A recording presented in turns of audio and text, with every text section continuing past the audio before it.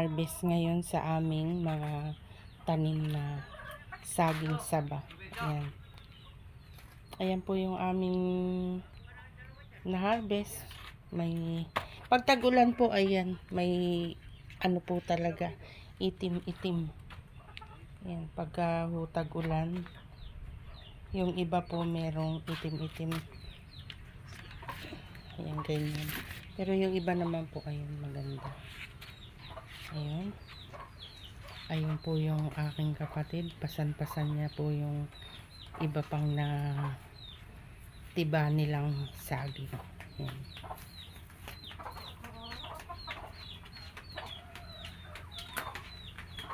Hinog na. Hinog na. Ayan. Hindi ka ako parang hinog na. Ayaw. Maganda nung tuwa. Oh, magulang na eh. Ayan. Magulang na po yung mga saging.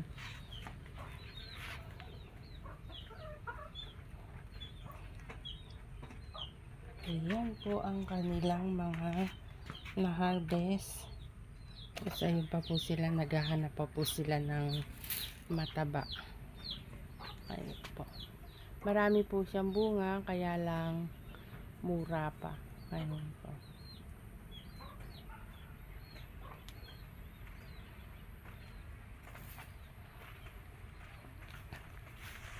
Ayun.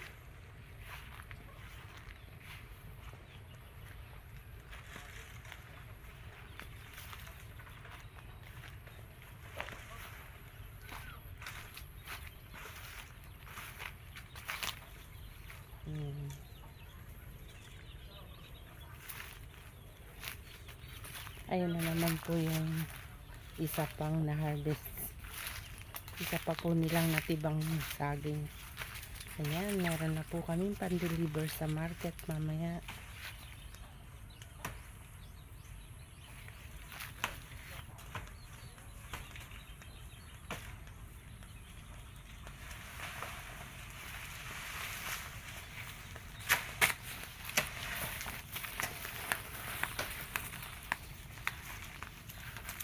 Ayan, yung nasa sako po, yun po yung nalagas na bunga kanina. Nabuwal po kasi yung pamangkin ko kasama po ng saging. Kaya po nadurog po yung bunga ng saging.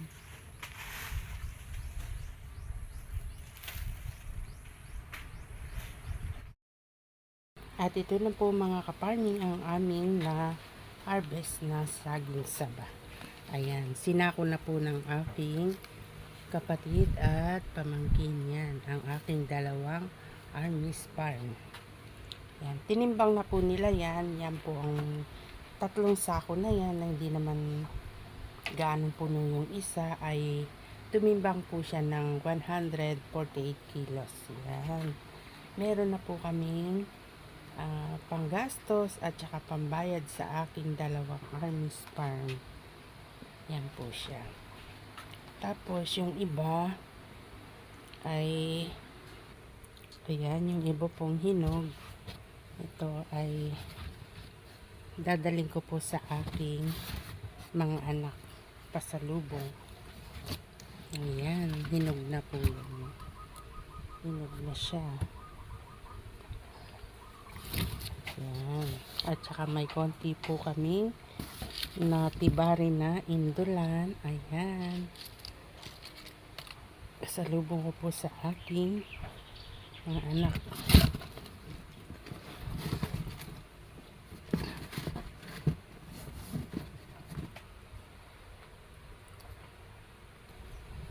Yan po ang kainaman ng may tanim sa paligid na mga prutas-prutas. Yan. Gaya ng saging saba at saka saging latundan. Yan. Meron po tayong na-harvest. Yan po.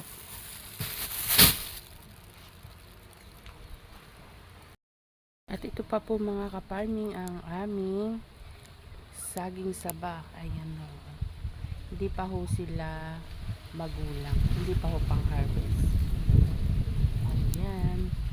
Ayan po. Marami pang bunga yan, kaso hindi pa ho pang harvest. Siguro mga ilang buwan pa bago ma-harvest yan. Ito po, malaking buwig. Ayan.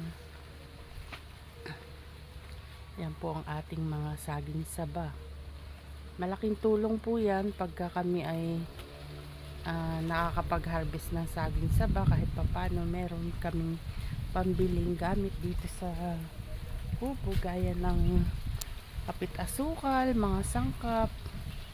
Ayan, meron po kaming panggastos. Malaking bagay po ang binibigay ng aming mga saging saba. Ayan. Ayan po. Marami yung bunga. Kaya lang hindi pa pang harvest.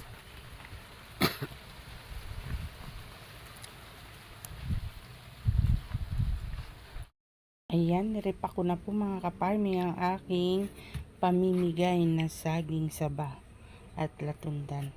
Ito sa aking kapatid. Yan. Sa ate ko, yan, bibigay ko sa kanya. Tapos ito naman sa panganay kong anak.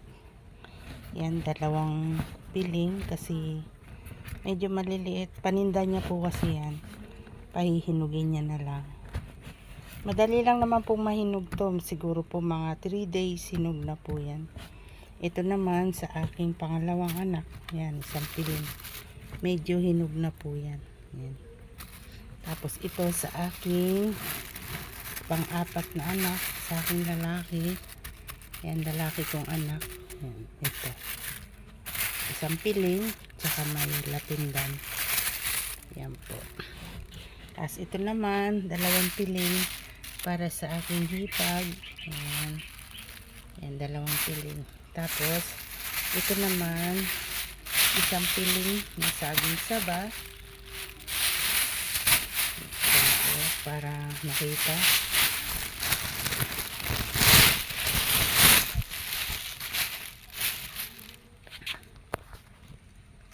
Ayan.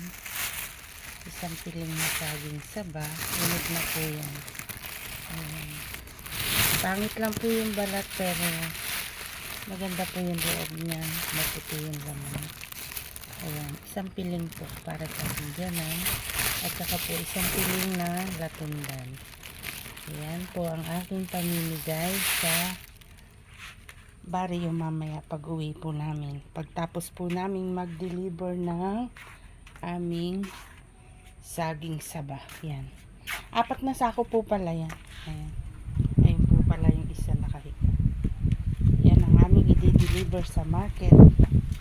Mamaya para may panggastos po kami pambiling gamit sa kubo. Ayan. Babiyahin na po namin maya-maya ang aming saging saba. Thank you for watching mga kaparming. Please like and subscribe po my YouTube channel.